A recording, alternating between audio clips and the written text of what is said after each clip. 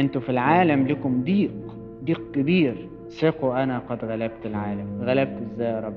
انتوا زعلانين ليه؟ مش انتوا بتشتكوا من الجسد بتاعكم تعبكم؟ مش بتشتكوا من محاربات الشيطان؟ مش بتشتكوا من اضطهادات العالم؟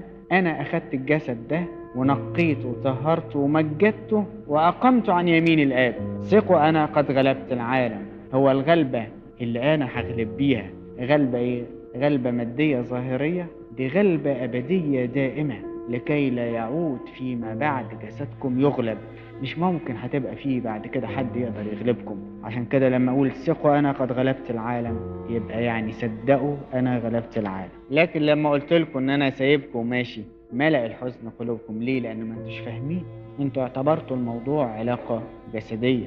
ولكن اقول لكم الحق، انه خير لكم ان انطلق. ده لمصلحتكم طبعا. فهمنا يا رب انه لمصلحتكم، فهمنا.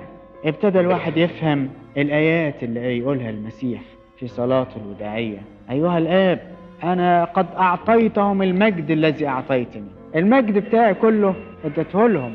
يقعد الواحد يفكر فيه، ادينا مجد ازاي يعني؟ هدينا مراكز؟ هدينا ايه؟ المجد اللي ليا اديته لهم. المكان بتاعي أخدوه. اديت الجسد بتاعهم انه يمجد. أيها الآب أريد أن هؤلاء يكونون أنا فيهم وأنت فيا، لكي يكونوا مكملين إلى واحد.